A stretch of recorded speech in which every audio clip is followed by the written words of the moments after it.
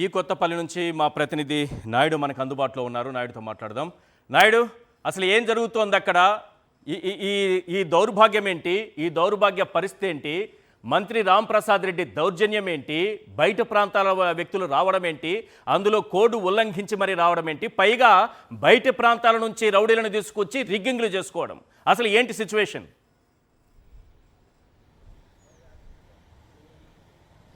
Eshwar, ZPTC ఉప ఎన్నిక సందర్భంగా టీడీపీ నేతలు ప్రజాస్వామ్యాన్ని కూని చేస్తున్నారు. పోలీసుల అండదండలతో ప్రజాస్వామ్యానికి పట్టపగలే పాత్ర వేస్తున్నారు. జడ్పీటీసీ ఉప ఎన్నిక సందర్భంగా ఈ కొత్తపల్లిలో 13, 14 బూతులున్నాయి. ఈ బూతుల్లో ఎవరు కూడా స్థానికంగా ఉన్న ప్రజలు ఓటు వేసుకునేందుకు టీడీపీ నేతలు రావనివ్వడం లేదు.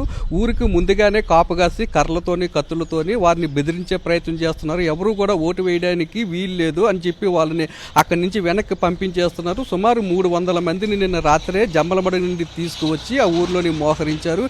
కొంతమంది ప్రజలను భయపించి వాళ్ళ దగ్గర నుండి స్లిప్పులు కూడా తీసుకున్నారు. తెలుగుదేశం పార్టీ నాయకులకు, తెలుగుదేశం పార్టీ కార్యకర్తలను అయితే ఓటు వేయడానికి మాత్రం లోపలికి అనుమతిస్తున్నారు. వైఎస్ఆర్సీపీకి సంబంధించిన వాళ్ళని కానీ మిగతా వారు ఎవరైనా ఉన్నట్లుంటే వారిని బలవంతంగా ఊరు బయటికి గెంతేస్తున్నారు. అరటి తోటల్లో కూడా కాపు కాసి ఎవరు వస్తున్నారు ఓటు వేయడానికి అనే సమాచారాన్ని ముందుగానే కొంతమంది యువకులు అక్కడున్న తెలుగుదేశం పార్టీ నాయకులకు చేరవేస్తున్నారు. దాంతో వారు ముందుకు వచ్చి మీరు ఓటు వేయడానికి ఇంకా సమయం పడుతుంది, ఇక్కడ నుండి వెనక్కి వెళ్ళిపోవాలని చెప్పి వారందరినీ కూడా భయభ్రాంతులకు గురి చేస్తున్నారు. గతంలో ఎప్పుడూ కూడా ఇటువంటి పరిస్థితిని పులివెందుల నియోజకవర్గంలో చూడలేదని చెప్పి స్థానిక ప్రజలు ఆవేదన వ్యక్తం చేస్తున్నారు. తాము ఓటు వేసుకునే హక్కును తమకు కల్పించాలని, తమ ఓటు హక్కును వినియోగించుకుంటామని, కానీ తాము ఓటు వేసే అవకాశాన్ని తెలుగుదేశం పార్టీ నాయకులు ఇవ్వలేదని చెప్పి అసంతృప్తిని వ్యక్తం చేస్తున్నారు. గతంలో ఏ ఎన్నిక జరిగినా తాము ప్రశాంతమైన వాతావరణంలో వెళ్ళి ఓటు వేసుకునే వాళ్ళమని, కానీ ఈసారి జరిగే పులివెందుల జడ్పీటీసీ ఉప ఎన్నికలో మాత్రము ఓటు వేసుకునే అవకాశాన్ని తెలుగుదేశం పార్టీ నాయకులు ఇవ్వలేదని, ఇక్కడ ఉన్న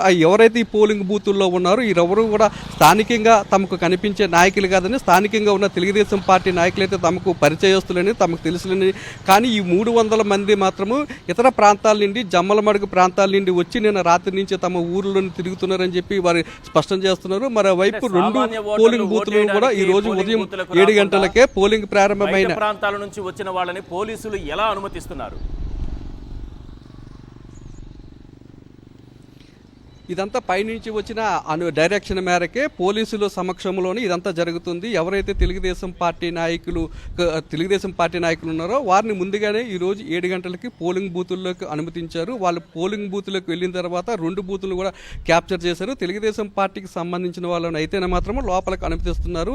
ఇంతకు ముందే పోలింగ్ ప్రారంభం కాకముందే 2 రోజుల ముందే వైఎస్ఆర్సీపీకి సంబంధించిన గ్రామంలో ఉన్న ముఖ్యమైన నాయకులందరినీ కూడా అరెస్ట్ చేయడం జరిగింది. వారి మీద బైండ్ ఓవర్ కేసులు కూడా పెట్టడం జరిగింది.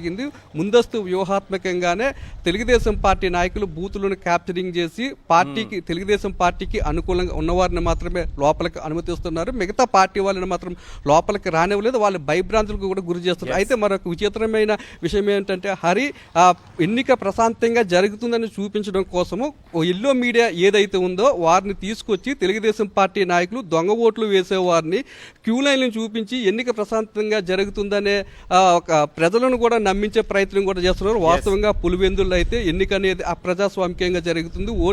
ఓటు వేసేందుకు కూడా ఎవరు కూడా రావడానికి భయపడుతున్నారు.